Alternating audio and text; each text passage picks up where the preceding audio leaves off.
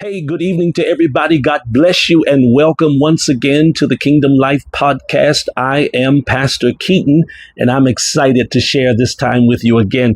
Listen, come on in. Welcome. Hello, everybody. God bless you. Thank you for being a part of today. Thank you so very, very much for sharing with us your time. You could be doing anything else, but I thank you that you're sharing with me today. I'm back outside after the rain. Listen, it was such an amazing torrential storm last night.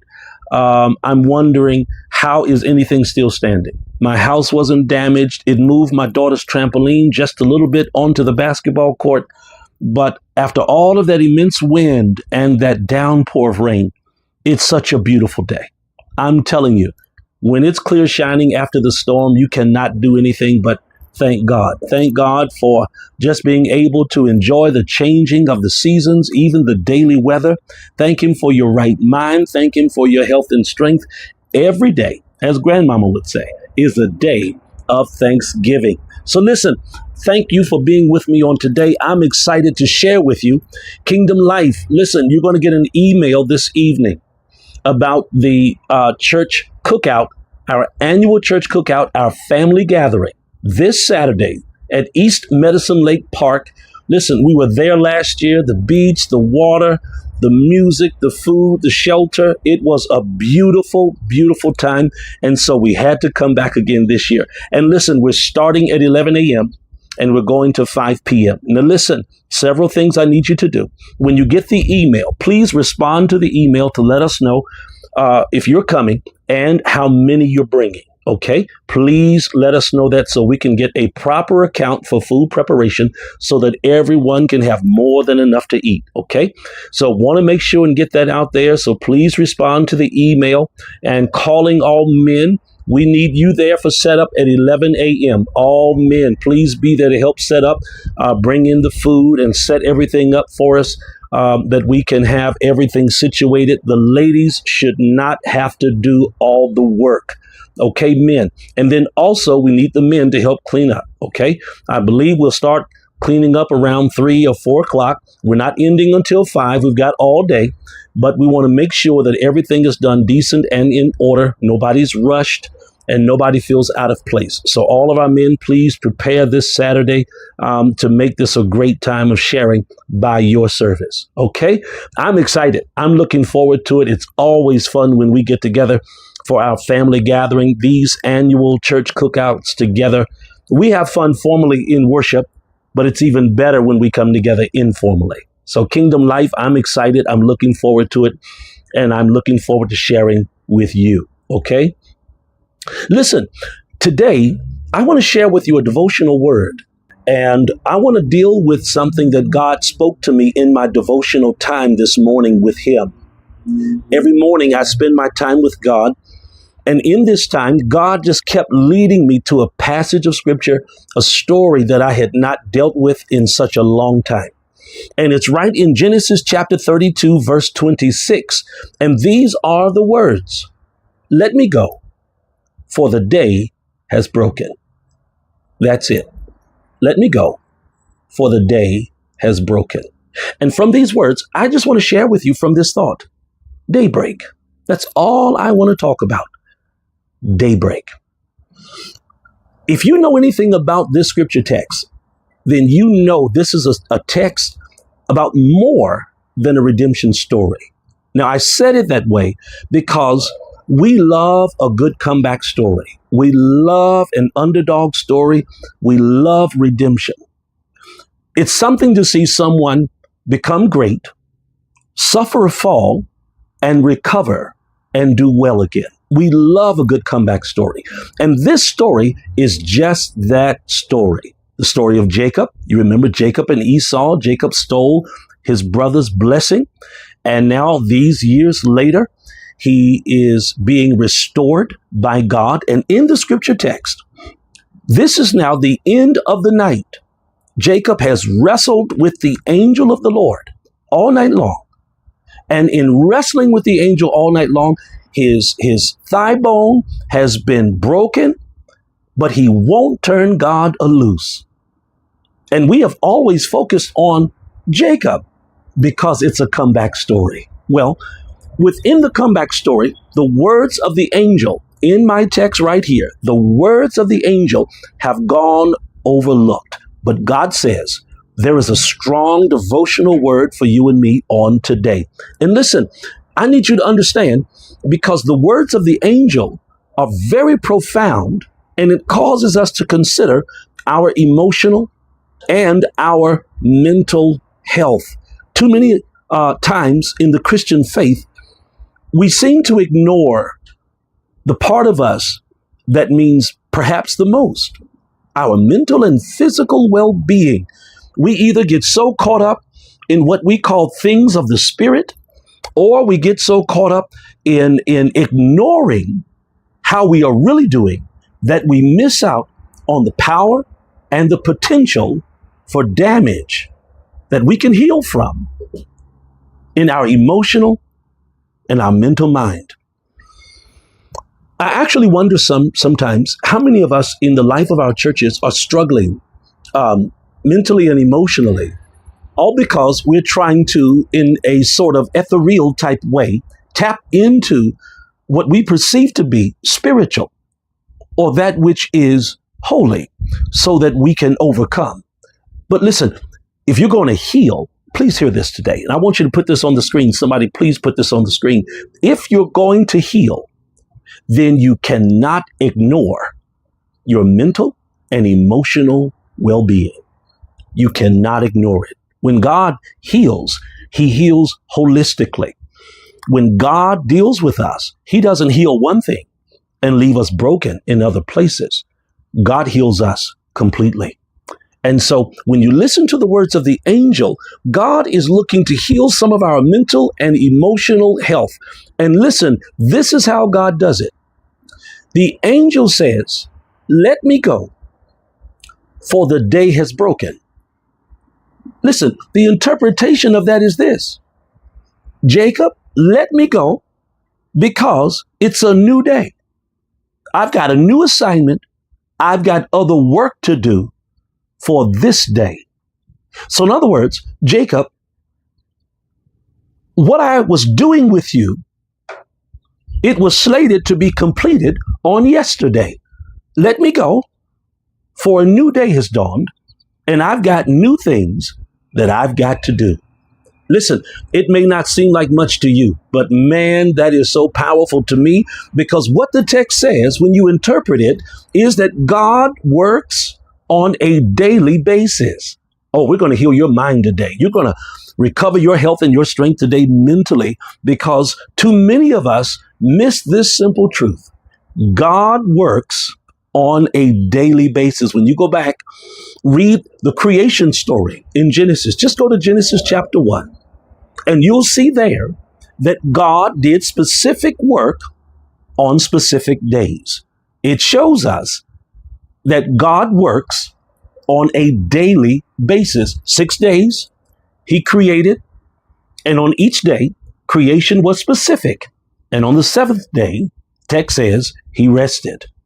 So God did his work on a daily basis. So what's the interpretation for you and me? We have to learn to handle our days better. That's the key. Someone put that on the screen. I must handle my days better. Because here is the problem with us overarchingly. I don't even have to ask you. I know this is what the majority of us do. We let our days bleed over into the next day. That's what happens with us. Our days tend to bleed over into the next day. What we were stressed about on yesterday, we're stressed about on the next day. What we were stressed about and worrying about previously, we are still stressed and worrying about it. We have great anxiety, even about tomorrow, what's coming, the impending crisis. It hasn't materialized. It hasn't shown itself. But from what we've been stressing about up till now, leads us to believe that tomorrow is going to be even darker. But I need you to put a pin right there, and I need you to understand that there is power in a day. Someone please put that on the screen. There is power in a day. Now, this isn't even for my notes, but I'm just getting this from God right now. There is power in a day. In other words, I know how bad it looks. I know you think that it's going to take too long to get it figured out or to get the problem solved. But listen, I'm telling you, God can change your day. That's why David said in Psalm 30, weeping endures for a night, but joy comes in the morning. A complete shift in attitude from weeping to joy. A complete shift in behavior from weeping to joy. What happened? I don't know what happened. The wrath of God moved, God changed, and God's change changed the essence of the day. Ultimately, it changed the behavior of the penitent. In other words, listen, I don't care what you're going through. I don't care what it is.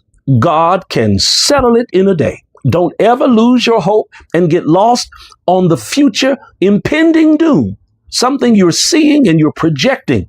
Take hold of your energy, get your faith, and you begin to change how you think, because the reality is what you're fearing a week from now or a month from now may never happen, because the reality is there's power in a day. God can change the essence of your day. Listen, don't miss out on the beauty of each day, and don't miss out on your potential to maximize the ability of your day. Two things. Don't miss out on the beauty of each day. Listen, it stormed last night. I mean, the rain was coming down. The wind was blowing. Everything was being shifted around. People all around. Damage all around. But look at today. The sun is out. Birds are chirping. No rain. Clear skies after the rain. Each day comes with its own beauty. And I don't want you to miss the beauty of a day because you're stressed about yesterday and fearing tomorrow. Parker J. Palmer, he wrote that the most neglected reality is the present because it's encumbered or weighted down with yesterday and tomorrow. You can't even enjoy where you are because you're worried about what happened and you're fearing what might happen. Listen, each day, it's so beautiful that I need you to do number 2 now. Maximize the ability of your day. Your day comes with great ability. It has room for you to work, room for God to change. It has room for everything in your life to be shifted around. And all you have to do is change your mind. That's going to be the key. You've got to change your mind. So listen, what is each day? Each day is the appointed time for creative manifestation. I'll say it again. Each day is the appointed time for creative manifestation. Go back to Genesis chapter 1. On each day, God creatively manifested. On day 1, let there be light, and there was light, and light came from the darkness. Each day, God was creating something different. It was creative manifestation. And listen, you have the power of God in you to begin to create and manifest. You've got to manifest from the creativity that is yet a part of you. You've got the dreams, you've got the vision board, but there's no manifestation. Each day, you've got to do like God, and you've got to take each day to manifest creatively, bit by bit, the vision or the dream that God has given you. If you are not working on it day by day, it is not going to happen. If you are not chipping away at it, if you are not achieving bit by bit, piece by piece, then it's never going to happen. Some of you, the problem is this. You're waiting on God to do something that you have the strength and the mind and the ability from God to do. You're gifted and you're talented. Let me say it again. You are gifted and you are talented, but yet you must have the mind to work it. Work your dream, work your vision. It is creative manifestation. Each day, God is giving you the time to manifest from the creative part of you that comes from Him. Now watch this. Ephesians 2:2, Satan is the prince and the ruler of this world. What do you think he does with his ability to run this world? Satan has not illegally taken over this world. God has given him authority. When he was kicked out of heaven with a third of heaven's angels, God gave him authority over this realm. And even though he has authority over this realm, God is still supreme. God is still sovereign. God can still undo anything that Satan is doing. God is still the highest authority and the most sovereign being. He is omnipotent, all powerful. I don't care what the sickness is. I don't care what the money problem is. I don't care how many enemies you have against you or what enemies there might be from different powers or levels of authorities in this realm. I don't care who it is and what it is. God is still over it. God can still handle it. God can still turn things around. That's what makes him God. And that's why we worship. That's why we serve God, because it doesn't matter what it looks like. It doesn't matter what people say. Our God is still able over everything. Okay? Each day you must manifest the creative part from within. But Satan will take over your day with a work schedule, with overtime, even with the trapping of money. You can make extra money if you take extra time and you do this and you do that. And you're always going, always coming. You're chasing the bag and you're hustling and you're going and you're getting just a few dollars. But what's happening? He has distracted you away from the God part of you. He has taken your mind from the vision and from the dream that you have, because now guess what? I'm too tired. Or I'm too old, or I just don't have it in me anymore. He has distracted you away from the part of you that God has that can manifest in this dimension. Please don't miss out on what I'm saying. Don't keep letting Satan steal your days, your months, and your years. Please don't look back over a misspent life chasing after the trappings of this world, your piece of the pie. There is a part of you that can creatively manifest. And you've got to do some things in order to be powerful for God. Number one, this is going to be the key for you as we're discussing daybreak. Here's the key lesson for the day. Structure your day. Number one, structure your day. Sleep, work, eat, exercise, even have devotions. Put all of this in your day. I'll say it again. Sleep, work, eat, exercise, and devotion.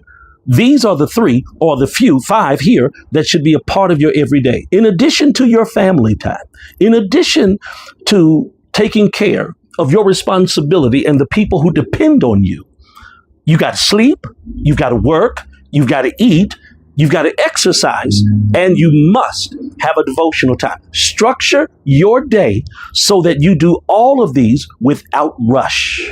I'll say it again. Structure your day so that you sleep, work, eat, exercise, have devotional time, and take care of your family without rush. You might have to get up earlier to have a devotional time, to get your exercise in, and to prepare your meal so that you're not eating out. You may have to get up an hour earlier or 30 minutes earlier, maybe 45 minutes earlier, or maybe you begin to shut down your day an hour earlier. So now that you're home from work, that you exercise, and now you have your devotional time. I would recommend before you leave the house and when you return, make time to exercise and have a devotional time. Those two are non-negotiable. You can negotiate sleep for a time. You cannot negotiate work. You need the money. You can negotiate eat if your mind is right, if you're disciplined. But exercise and devotion, non-negotiable. Taking care of your family, non-negotiable. So structure your day, number one. Number two, identify obstacles to your structure. Number two, identify obstacles to structuring your day. Let me name a couple of obstacles. Social media, streaming TV, or watching videos on your phone. This little device that you're watching me on, it's an obstacle. So guess what you need to do? Turn it off. Because once you turn on social media, Facebook, TikTok, Instagram, and you begin to scroll, you say, I'm just going to look at a couple of videos. Before you know it, 30 minutes has passed by. You could have been using that 30 for devotion. An hour has passed by. That could have been exercise and devotion.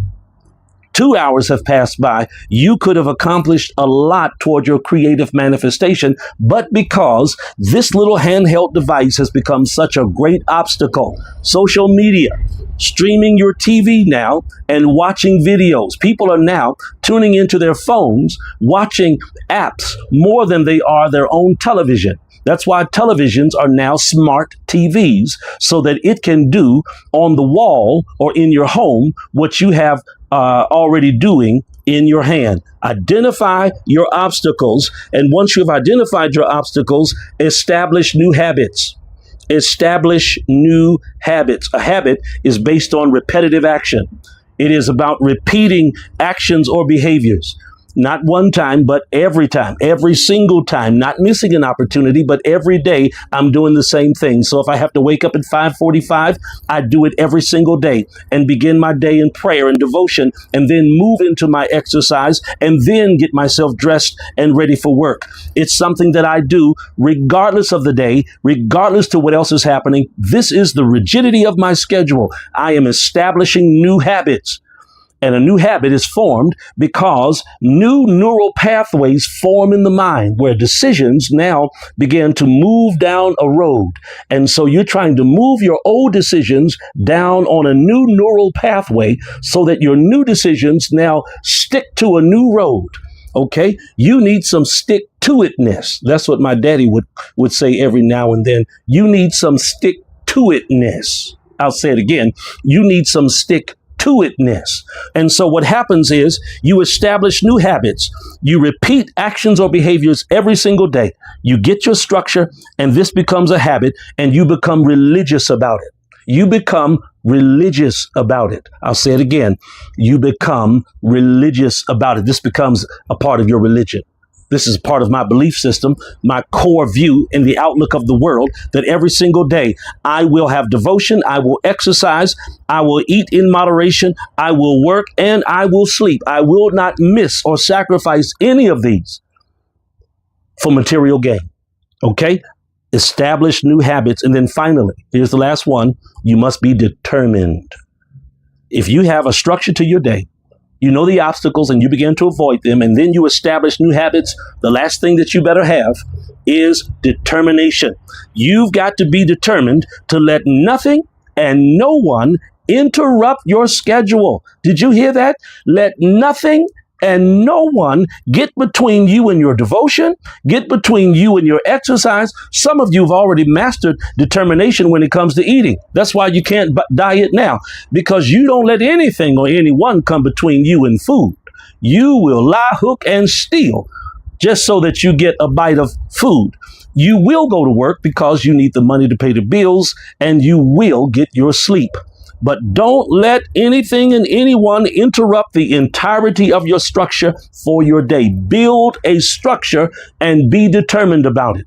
When it's your religious belief that this is what I'm going to do to become better and to achieve what God has put in me to release, then I've got to be determined.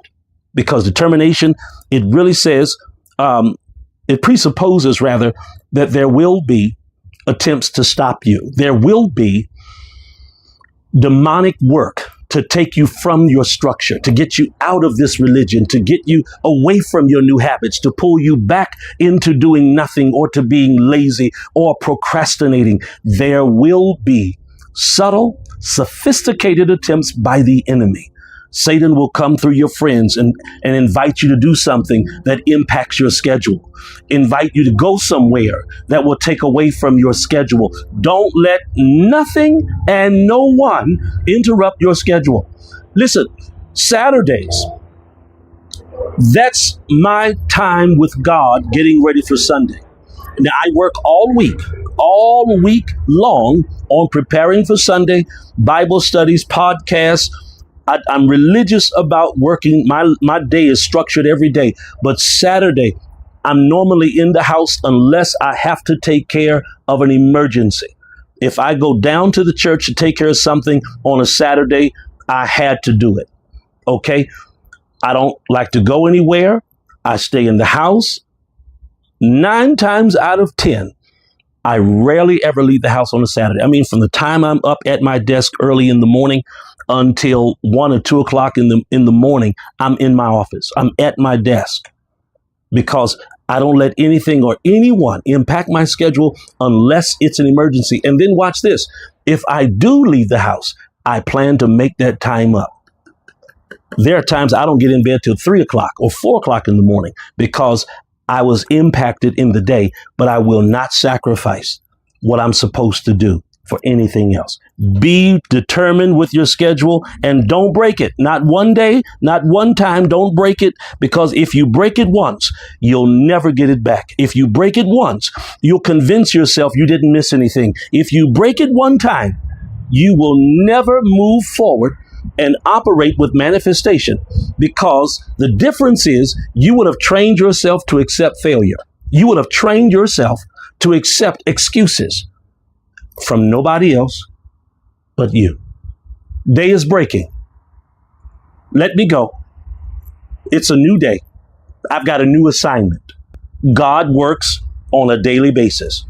And so maybe finally what you're looking for will come on a different day, because maybe God is doing something else with you on today and tomorrow. God has different assignments for different days. And if God works on different days with different assignments, then maybe what I'm looking for from God, I'm looking for it out of season. It's not my day. But I will say this, your day is coming, because God doesn't let anything keep him. Jacob did not want to let the angel go, but the angel had to go. And he did not let Jacob keep him from being about his father's business. So listen, day is coming, a new day. Whatever happened yesterday, leave it. Whatever's going to be on tomorrow, leave it. And listen, you might think preachers don't have a lot to worry about. Listen, I want to tell you, preachers have enemies too. Preachers have enemies in the congregation and in other pulpits. Listen, I have a friend who just celebrated an anniversary, only to find out that another pastor called the preacher who was preaching the anniversary. Now, the pastor who called his guest preacher, they didn't know each other.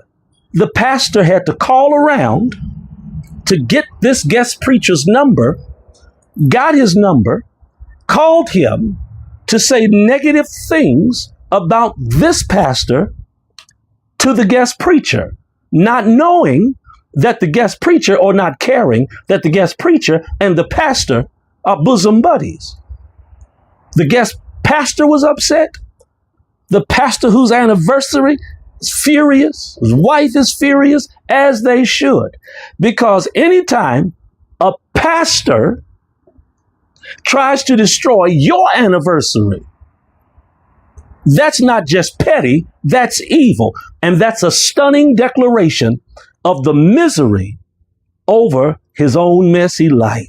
Listen, we all make mistakes in life, and we all try to do the best we can. But I would not put energy toward trying to undo somebody. I would not put energy trying to down or destroy some other pastor. I would not do it. And particularly on their anniversary, man, listen, that is so crazy. The guest pastor was I said, why did you even listen to it? He said, I was so shocked. I've never had a person do this before. And for a pastor who is supposed to be well educated and to be well respected, I never expected this type of behavior would come from this person. He said, but now I see who he is. I understand completely now. So listen, pastors, we go through it because we are not perfect. And there are pastors that try to destroy each other. I mean, behind the scenes, try to destroy each other. We live in a day and a time where Satan is controlling so many minds. People are being destroyed, not simply for a lack of knowledge, but because we can't stand on our faith. Listen, I have so much faith in God that I don't worry about naysayers. I don't lose sleep anymore about enemies. All I'm trying to do is build the kingdom. That's it. Listen, Sanford Moore made a great statement. We were together on Sunday afternoon. A few of us were sitting around, and he said, you're not here to be liked.